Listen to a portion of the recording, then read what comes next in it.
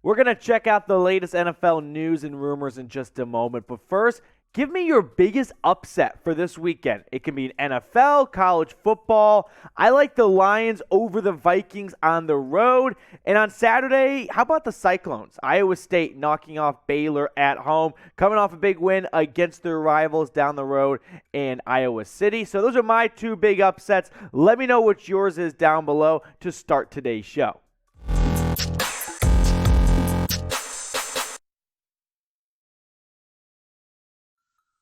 Welcome in to NFL Daily by Chat Sports. Matthew Peterson here, recapping some fun storylines coming out of Cleveland, Ohio after Thursday Night Football, as Steelers fans are already banging the Kenny Pickett drum, asking for Mitchell Trubisky to be benched. So we're going to get to that. Plus, we're going to get you all up to date and up to speed on the latest injury reports across the NFL heading into Sunday for Week 3. Plus, to wrap up the video, Carson Wentz returning to Philadelphia. It's just going to be a train wreck that you won't want to look away from, so we're going to have a lot of fun with that. But let's start the show by talking about Kenny Pickett and the Pittsburgh Steelers. Steelers fans are asking for Pickett. It only took 3 weeks for them to move on from Mitch Trubisky and say, give us the first-round pick, the local kid from Pitt. Now, Trubisky through 3 games is 1-2. Steelers have dropped their last 2 games after escaping Week 1 with a win. Well, I guess it's escape. They blew a lead, and then they got lucky that the Bengals long snapper got hurt. But nevertheless, head coach Mike Tomlin, following the loss in Cleveland, was asked pretty point blank, hey, could we see a change at quarterback? His response, definitely no, coming from Brooke Pryor of ESPN. So Mike Tomlin's a pretty direct guy when it comes to NFL coaches, and I'm going to go by his word here. Now, Trubisky, in my opinion, hasn't been an absolute disaster, right? He has not been Nathan Peterman throwing 5 picks in one half. He's been conservative with the football. His offensive coordinator, Matt Canada, has really limited the playbook. The playbook, for example, is not even a hardcover. It's like Goodnight Moon. It's really small, and that's what she said. And there's just not a lot of options for him down the field. Now, the Steelers' upcoming games looks like this in terms of their schedule. They got the Jets in Week 4. Week 5, they take on the Bills on the road. That's not going to be easy. And it doesn't get a whole lot better after that. They return home to play Brady and the Bucs. Then it's Dolphins on Sunday Night Football on the road, followed by another road game against their in-state rival, the Philadelphia Eagles. So Week 9 is when Pittsburgh gets to their bye, which leads me to my big question I want to ask. Will Kenny Pickett start before the bye week? They've got some tough games coming up. Could we see Trubisky get benched at halftime, for example, if they're getting blown out by the Bills? And that just seems to be what Buffalo does this year.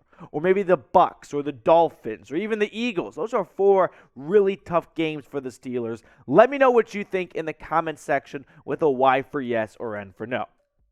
Here's where I'll put my 2 cents on this.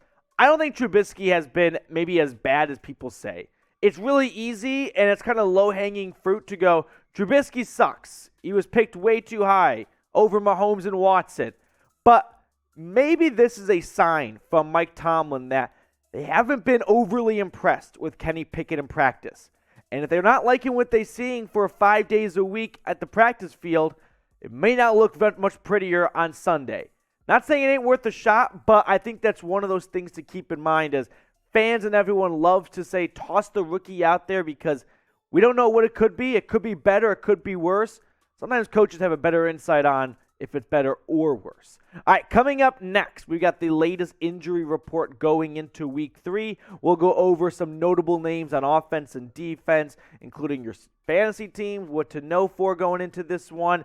And then we're going to get to the Carson Wentz Philly story as he's going to make his return to the city of brotherly love. Now, first things first, subscribe today, and I want to see which fan base is best represented in the comment section. So if you love your team and you want your team to be the number 1 team here at Chat Sports, make sure to shout them out in the comment section. Subscribers only. That's the way it works. You got to be subscribed and then rep your colors down in the comment section. let's check out some injury news and updates here going into week 3. So, starting on the offensive side, Justin Herbert, he is questionable with that rib injury. I am assuming he will play against the Jags this Sunday. Should he play? Probably not, but the Chargers don't want to see Chase Daniel. As for J.K. Dobbins, he's questionable with a knee injury. He practiced this week and last week. Now remember, he's not coming off your routine torn ACL. There was an MCL injury as well in there. The Ravens have been cautious with it. Just because he practiced this week does not mean it's a slam dunk he'll play Sunday. Moving on to Michael Gallup for the Cowboys, another player coming off an ACL injury. Dallas expects him to be a full go for Monday night against the Giants. That's the latest murmurs and whatnot coming out of the Star here in Dallas. As for Chris Godwin, he missed Friday's practice for the Bucs. He is unlikely to go. Jerry Jeudy, he suited up for practice today for Denver. He's coming off a rib/shoulder injury. Still questionable. That might be a game-time decision. And then George Kittle. The Niners have been waiting to see him all season long as he's been dealing with a groin injury. He's questionable for now, but Kyle Shanahan said he would be surprised if Kittle does not play. So some good news for the Niner faithful. As for the defensive side, one of the top picks in this past draft class, Kayvon Thibodeaux, has yet to make his New York Giant debut. He's been dealing with a knee injury. He looked great in practice the other day, so Giants are expecting him to be ready for Monday night against Dallas. Shaq Leonard still dealing with a back injury. He is out this Sunday. On the secondary side of things, Patrick Surtain for the Broncos dealing with a shoulder injury. Questionable, but people are optimistic in Mile High that he will be able to play this Sunday night against San Francisco.